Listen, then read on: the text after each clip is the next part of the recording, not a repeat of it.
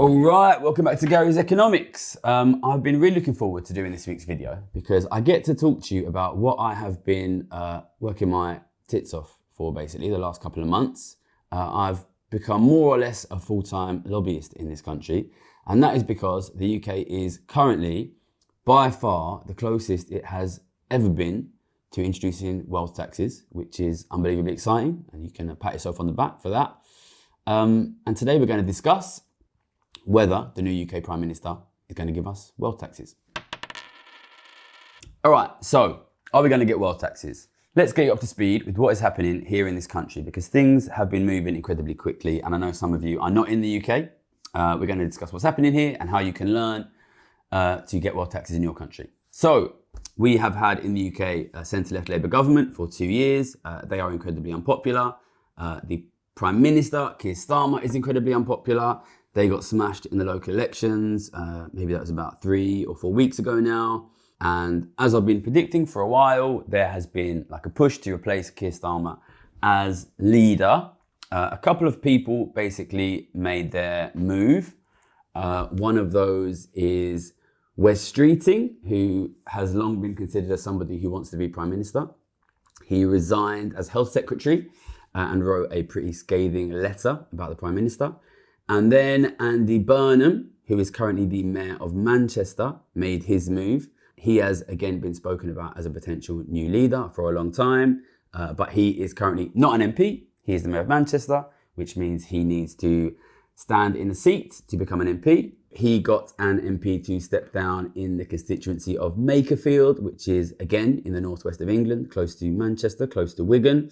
And if he wins that by-election in Makerfield, it is almost certain that he will challenge Keir Starmer to become Prime Minister. And if he challenges Keir Starmer to become Prime Minister, he will almost certainly win and we will get a new Prime Minister. And we are going to discuss first the different ways this could possibly play out. And then we're going to talk about whether we can get wealth taxes. All right, so what are the probable outcomes? As you know, I follow the betting market very closely on this. At the moment, the betting market has Andy Burnham at about 63% chance to become the new Prime Minister. Yeah, something like that, 63% chance. So that's obviously above 50%. It's probably going to be Andy Burnham, but it's a long way below 100%. That all depends on whether he wins the by-election. He has something like 70% chance of winning the by-election. So it's kind of contingent. If he wins the by-election, which he probably will, but might not, then he will become the MP, and then he has to challenge Keir Starmer. He'll probably end up being Prime Minister. If Andy Burnham loses the by-election, then Keir Starmer has about a 30% chance of surviving the year, which basically tells you at the moment, what you probably get is either Burnham or another year of Keir Starmer. If we get another year of Keir Starmer, that doesn't mean Keir Starmer will stay Prime Minister. I think it's still very unlikely he survives till the next election. If Burnham loses, then next year we could have either Angela Rayner, Ed Miliband, or Wes Streeting. But either way, we will definitely get a new Prime Minister, and probably it will be Andy Burnham, probably within the next few months. All right, so new Prime Minister, what does that mean for wealth taxes? I think it's really interesting to consider what happens when the new Prime Minister comes in. So we're in the midst of both a long-term and a short-term economic crisis of cost of living here in the UK and across the world. Living standards have fallen for a long time. But obviously we are now a couple of months into the Iran war, which the economic impacts of that war are delayed and we haven't seen them fully yet. We've started to see prices go up of things like energy and petrol and food, but those prices will continue to go up. When the new Prime Minister comes in, they are going to have a story that they tell the public about why living standards are falling and how they are going to stop living standards from falling. And it's going to be difficult because if it is Burnham and if it is this year, he's going to come into power in the context of living standards about to fall significantly more. Now, Andy Burnham, for anyone who doesn't know, who is not in, maybe not in the UK, He tends to poll the best of any Labour politician in the country. Some people say the best of any politician in the country. So he's currently quite popular, and there may be a bounce in popularity of the Labour Party if and when he comes in. I think it's really interesting to look at what the betting markets have done with regards to the next general election, which is something that I follow closely. So we've been doing a few videos on this here and there, and Labour's chances of winning the next election fell down to as low as I think 21% at one point. But in the last few weeks, since it's become clear that Burnham is probably going to be Prime Minister, they have basically gone up to about 35%, which puts them neck and neck with Reform. So betting markets think that if Burnham comes in, he could maybe win the next election, he could maybe beat Reform. But I think it's important to remember that when Rishi Sunak came in, he was pretty popular. He had a really good brand for being like good with money, which is great because he came in the middle of an economic crisis. He really managed to build a lot of economic popularity for giving a lot of money out during COVID. He used to work for Goldman Sachs, the very famous investment bank. So he had this, and of course he's himself like unbelievably wealthy. So he had this image of like he's good with money, and people thought he was going to be popular. But I predicted he would collapse in popularity because when he came in, he wasn't going to deal with inequality, which means living standards would fall. And as I predicted, he collapsed in popularity very quickly. People who watched my video before Keir Starmer came in will see, it's easy to forget, Keir Starmer won an electoral landslide only 2 years ago, and was, at least for a brief period in time, pretty popular. He came in, he presided over a massive collapse in living standards, and now he's like basically like the most unpopular man like in the history of like the country. So the new Prime Minister, when they come in, is really going to have a story on the economy and on living standards and how they're going to stop living standards from falling. And it's not going to be easy to do that. And I think the UK is in quite a specific situation here because borrowing costs are so high for the UK government. It's very difficult for the UK to borrow money. So it's going to be very difficult for any new Prime Minister to come in and start spending money quickly. It's going to be very difficult for them to stop living standards from falling in the short term. And if I'm totally honest, I think becoming UK Prime Minister right now is a bit of a poison chalice. And if I'm being straight up, I think they are going to be kind of desperate for a new economic story that establishes them as different from Keir Starmer and serious on the economy and living standards. And for that reason, I think we are in an incredibly strong situation. So because of the work that we've done here over the years and, all the other great people who work on this, Tax Justice UK, Patriot Millionaires, and of course, all of you who watch this channel, we have pushed wealth taxes like really into the spotlight in the economic conversation. And they're incredibly popular with the public, including right-wing voters, voters of Conservative and voters for Reform. They're really, really wanted. They have the capacity to bring money, desperately needed money, into the UK government coffers. And most importantly, they're the only thing really which can stop living standards from falling in the long term. So when I look at the situation that the new Prime Minister is going to inherit when they come in, and it'll probably be this year, it could be next year, I genuinely can't see anything else that they can do that is not going to get them like absolutely smashed. And one thing I wanted to do in this video is like talk a little bit about how do you get politicians to give you wealth taxes. And I think I'm not a professional lobbyist, but in the last sort of few months, I've been lobbying my tits off. And I think you really want to get politicians into a situation where they can't f you without f***ing themselves. And I think this is basically where we are now with the UK government. A new leader is going to come in. And just to put it quite simply, if it's not wealth taxes, like what the f is it? I don't see any like real good alternative plan for them. And what is really reassuring about this is that, and I think this is really interesting, and it's been really interesting for me, is for the first time ever, it seems like they know it. So, people who've been watching this channel for a long time will know I've been lobbying the Labour Party to do wealth taxes for a good 3 years or so, since before they were in power. And that has mostly felt like banging my head against a brick wall. And a lot of people in Labour have been pretty unpleasant in the way that they've spoken about me. But suddenly, all of a sudden, in the last sort of month or so, all of these people who refuse to answer my emails are suddenly getting in touch, which is fantastic. And they're sending me emails and they're calling me up and saying, hey, Gary, how do these wealth taxes work? And, obviously I can't promise that means they're going to do it, but their tone has shifted enormously. Think tanks, which are also most think tanks have ignored me for a long time, getting in touch with me, getting in touch with Gabriel Zucman in France, tell us how wealth taxes work.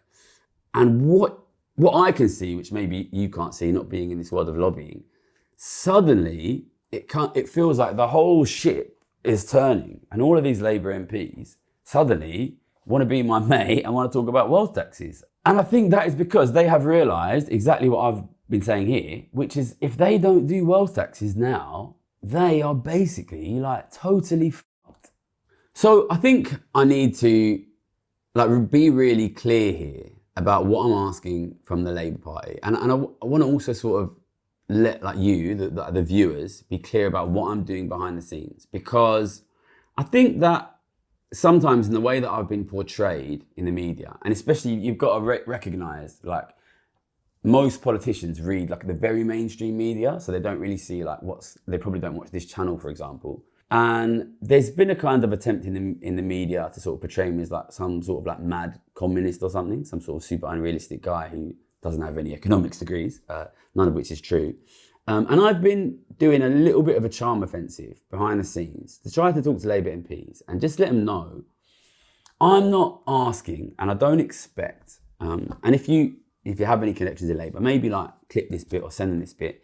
I'm not asking, and I don't expect Labour, any new Labour Prime Minister, to come in and do wealth taxes on day one.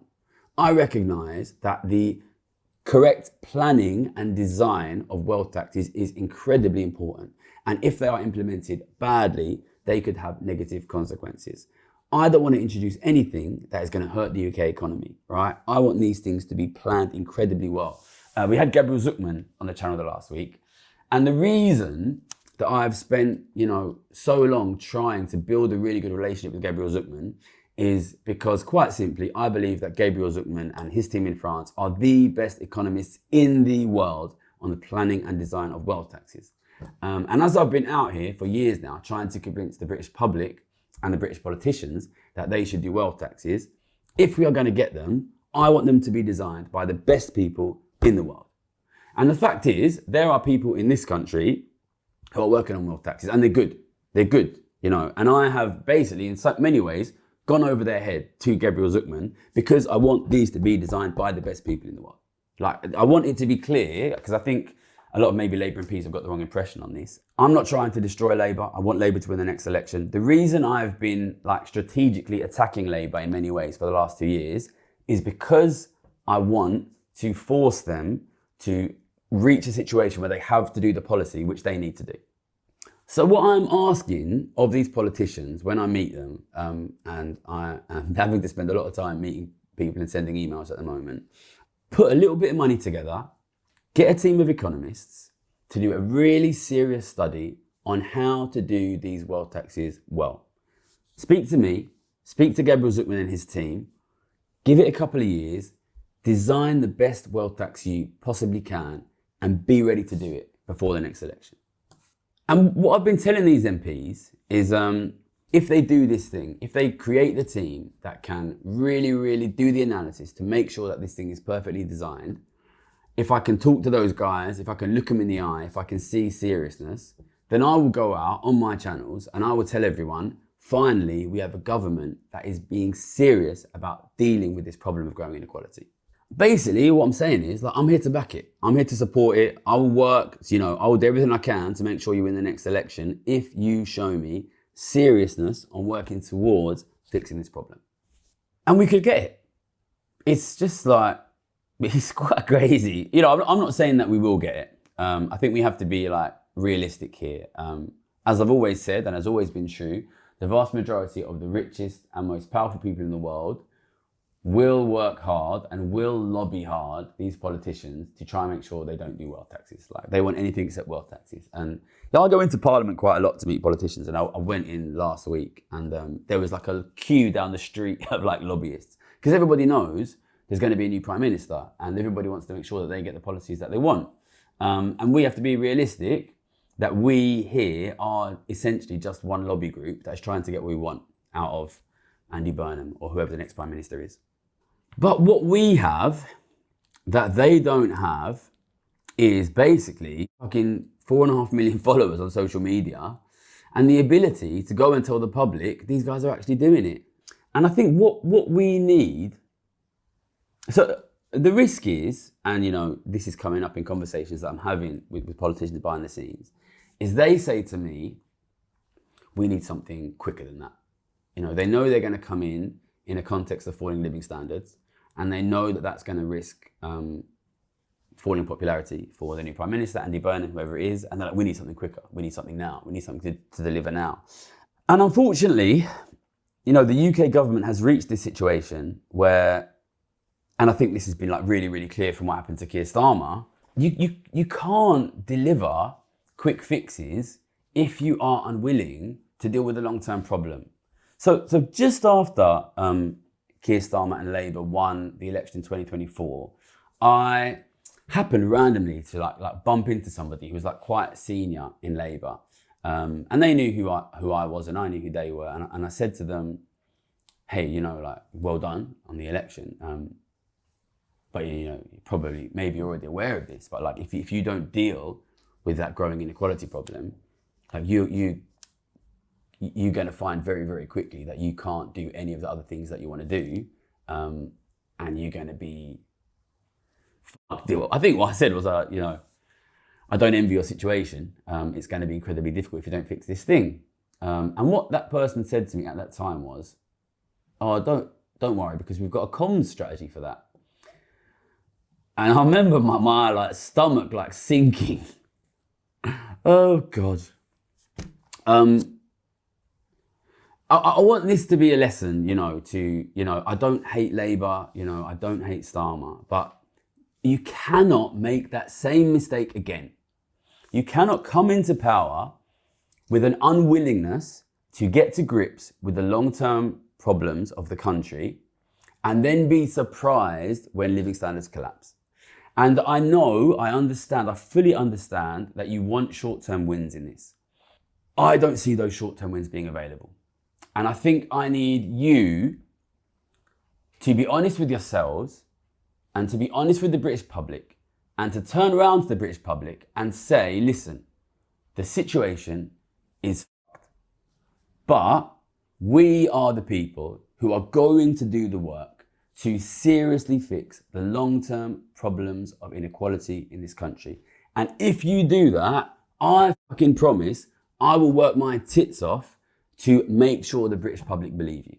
If you can show me that you are serious in fixing the long-term problems of the fucking British public, then I will and I'll get every fucking influencer I know to do it as well. And listen, you know everyone hates you and you've got no fucking social media game at all.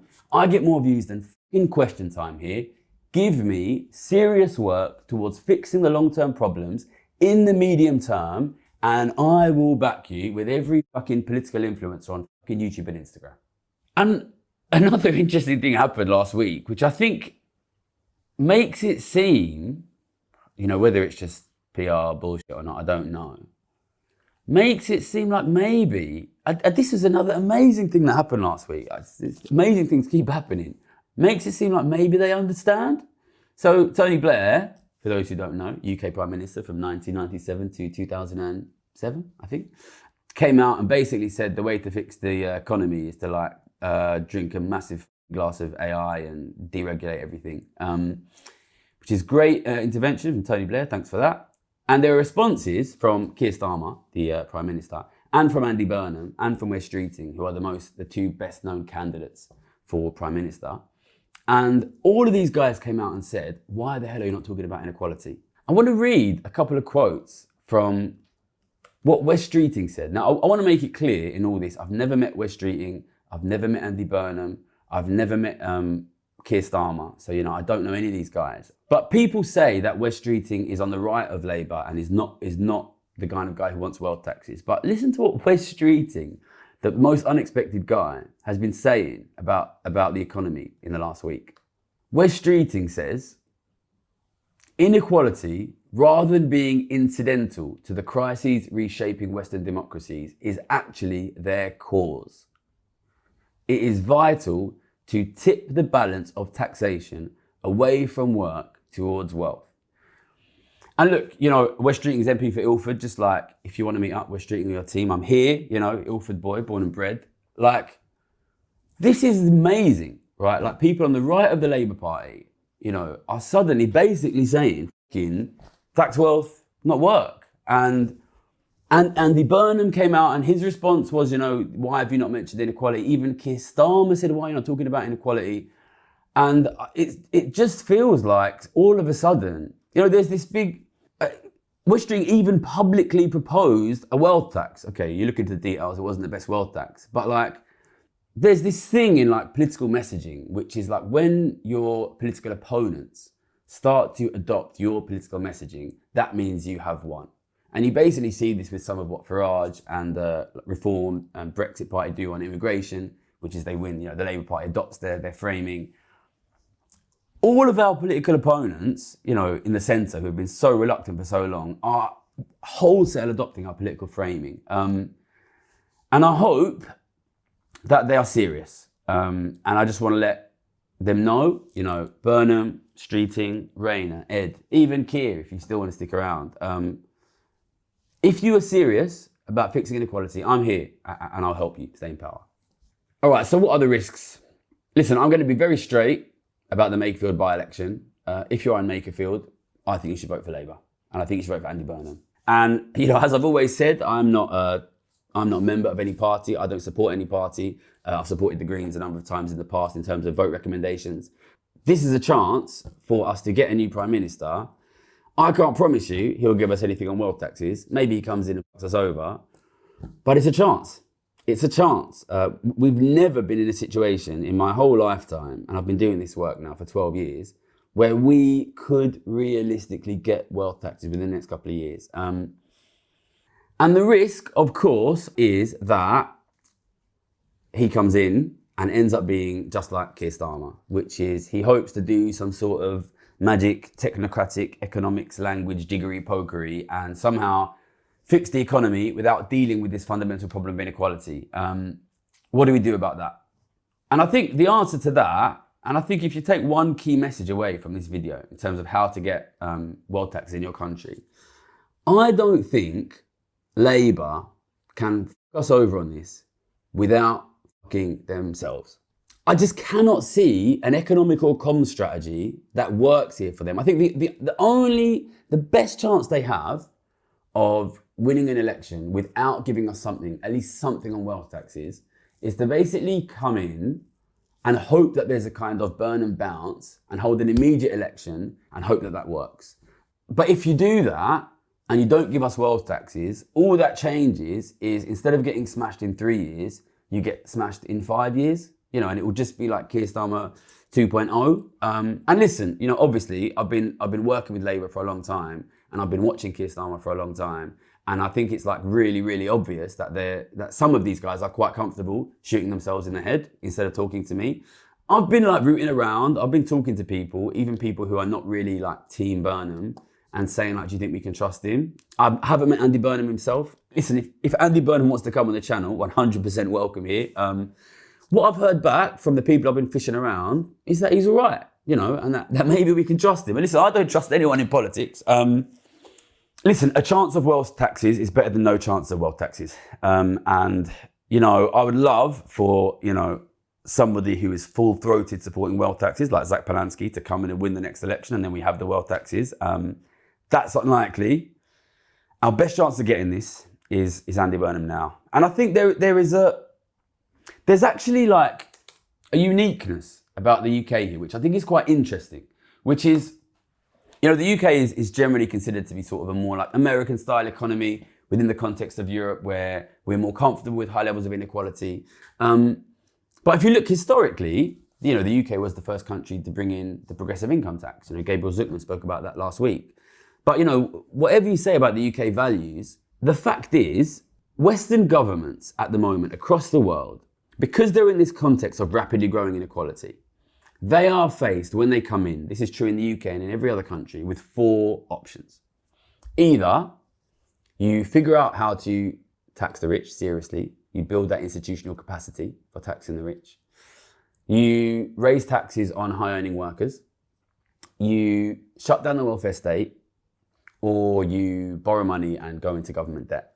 And I think it is really clear, if you look at the last, not just the last 5, 10, 20 years, that borrowing money and going into debt is just by far the politically easiest of those options. It's not easy to tax the rich because they're fucking incredibly powerful and they fund the newspapers and the politicians. High-earning workers are already quite highly taxed and they're very resistant to paying higher tax, especially in the context of the rich not paying tax. Shutting down the welfare state is obviously bad and unpopular for obvious reasons, which I probably don't need to go into. So because of that, governments have repeatedly just chosen that 4th option of just borrow, go into debt, borrow, go into debt, borrow, go into debt. And the UK, because it has the highest borrowing costs of any major Western nation, is basically starting to hit that wall where financial markets will not lend it more money. And now it is the first, and every other country will hit this at some point, it is the first country that has basically been forced to choose one of those 3 options. Whoever is the new Prime Minister in the UK, you must, and you not just must, you will, just like Keir Starmer, do one of these 3 things. You will either work with me to build institutional capacity, work with Zucman to build institutional capacity to tax the rich, or raise taxes on high-earning workers, or continue to dismantle the welfare state. Those are your only 3 options. And I think because borrowing has gone off of the table for the UK, we have the chance to be world leaders on this, and also because of the work we've done here. And the reason that Gabriel Zucman comes to London and comes on this channel is because I've told him that, and he knows that. And he knows when he looks at the UK, he says, here's a country that can't borrow anymore and has to choose between the decimation of the working class or the taxation of the rich. And we hope that they'll choose the right direction. Okay, so that's it. They can't fuck us over without shooting themselves in the head. And I know the same thing was true for Keir Starmer, and we can all see which one he chose. I hope that we get it. I hope it's Andy Burnham, and I hope he's serious. And listen, I'm here. I'm here to back it. 100% here to back it if you do that. I'm here, And I've been in touch with these people as best as I can, and we'd be happy to have you on the show. Same goes, by the way, to Streeting or Ed Miliband or Angela Rayner. If any of you want to come in here, talk about your economic plans for the country, we're happy to have you on. And that brings us on to the final question, which is a question I've never asked on the channel before. And it's I'll be clear, I don't think we will get wealth taxes now, because I think the very, very wealthy people will use every single thing in their power to avoid us getting it. But the fact is, and I'm not just saying this is 100% true, we could get it. We could get wealth taxes here in this country within the next few years. And that means we have to ask the next question, which is what happens if we get them?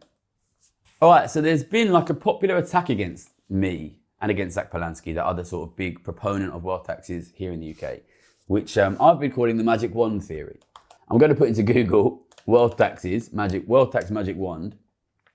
And here you get, there's no magic wand to fix all the country's problems, Starmer. There's no such thing as a magic wealth tax, Minister says. Is that Rachel Reeves? And there's been this common attack against me and Zach and wealth taxes, which is if you bring in wealth taxes, it's not going to fix all the problems. And I want to be totally clear. I've never said that wealth taxes are a magic wand. My stance is, and has always been, if you do not stop inequality from increasing, you cannot stop living standards from falling. That doesn't mean that if you do stop inequality from increasing, suddenly everything becomes perfect. I am the guy who is saying, in my little area of the boat, there is a hole in the bottom of the boat.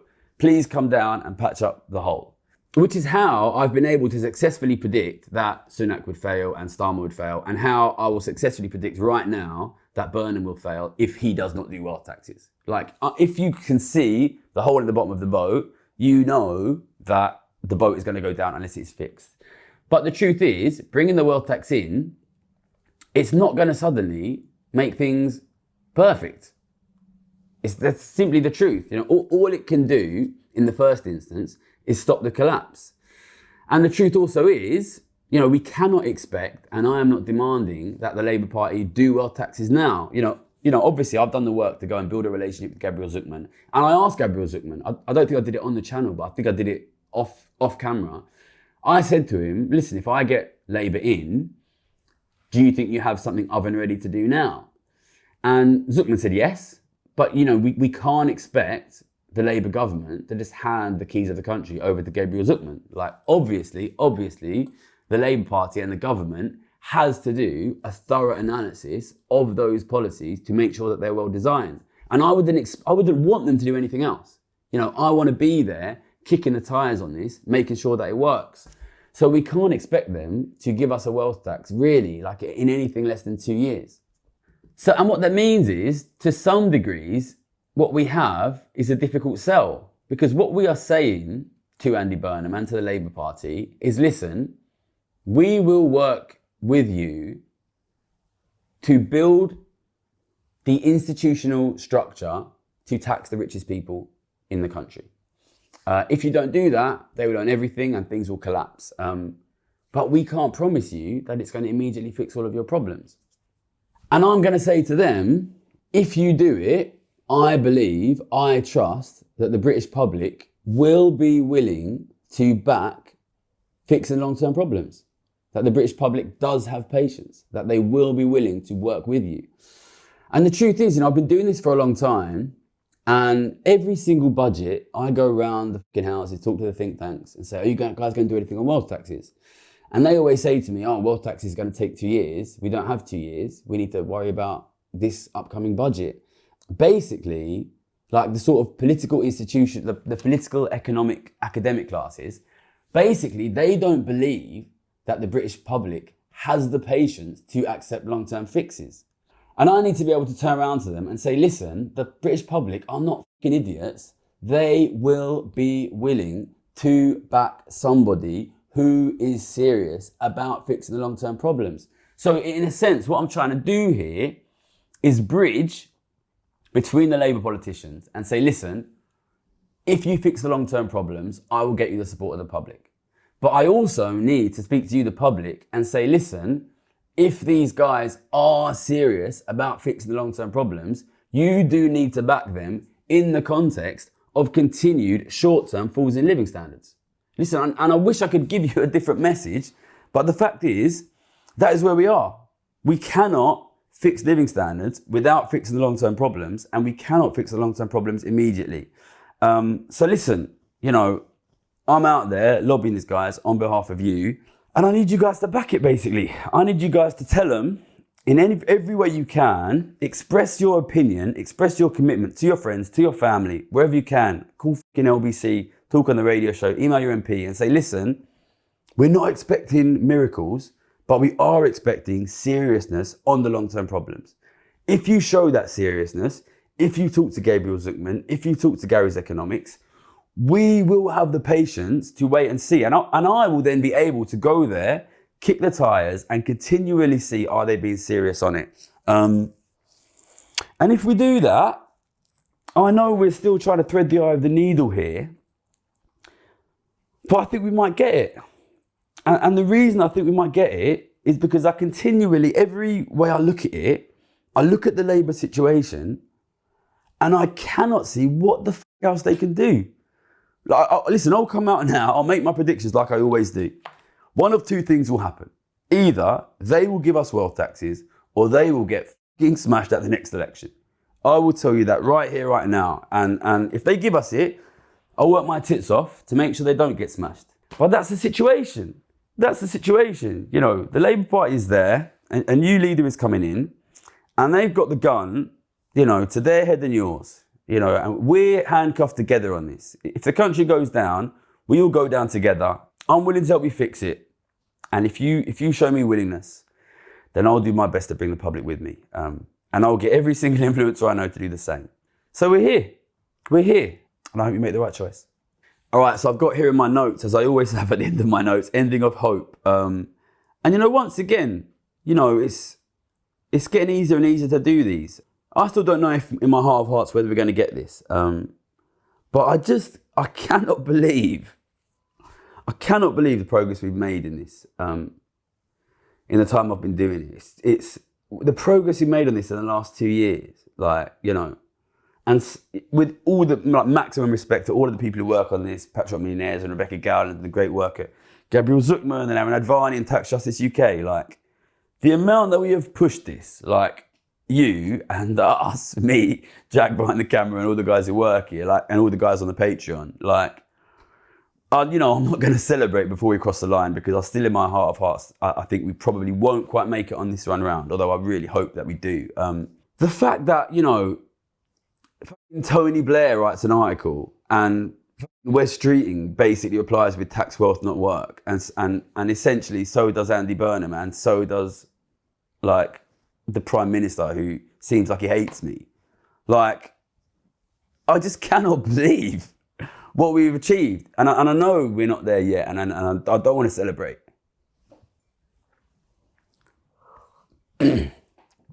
Before we cross the finishing line. But I think what this shows you is trust the process, in the sense of, listen, the economic problem here is not that complicated. You cannot allow rapid, aggressive concentration of wealth and removal of wealth from the hands of ordinary working people into elites and not expect falling living standards. And I've always said, and I've always believed it, if we can educate the public on that in a clear, simple way, then nobody will be able to win an election without doing something serious on wealth taxes. And that is the situation that we've gotten the government in. And this is why, and that people who, are maybe not ideologically aligned with wealth taxes are starting to have to say they support wealth taxes. We've done this by educating the public. And even though we're a long way from the finishing line here, I think it's a good opportunity to sort of step back and just, especially those of you who've been watching for a long time and have been sharing these ideas and have been pushing them around and getting your friends and sending them to your mum, like I always used to say. We've done this. We have done this here and across the world. We've got a political party into a situation where it feels like it has to support wealth taxes. And that is amazing. That is amazing. I read the book recently, just to go off on a random ending. I got a book recommended to me by a guy called Chris Morris, who's a comedian, British comedian who I fucking loved when I was younger. I met him and he recommended this book to me called Bury the Chains, which is a book about the British fight against slavery back in, I think the 1700s, might even be the 1600s. And he spoke about how a very small amount of people, they got their heads down and they built this massive campaign that, rather than lobby the politicians, spoke to the public and got the public up in arms about this one thing, which the rich kept telling them was good for them and good for their economy, which is fucking slavery, which obviously now everybody knows was fucking horrific. And he sent me that book because he said, look, this might be helpful for your work. And it was really inspiring to see how people in this country, and of course the battle against slavery was not just in this country, were willing to get their heads down and work hard for people thousands of miles away who they've maybe never seen anybody who even looked like those people. Not to compare this battle to the fight against transatlantic slavery, but people can win. We can win. And I think if we keep doing what we've been doing, which is speak to one another, educate one another on this simple message, you cannot fix living standards without fixing inequality, we will continually, again and again, put these politicians into situations where they have no choice to give us what they want. And to finish this video, as not a political lobbyist, but somebody who I think has done quite a good job so far, if you want to get what you want from your politicians, put them in a situation where they can't fuck you without fucking themselves. And that way we'll get it. Tax wealth, not work. Thank you.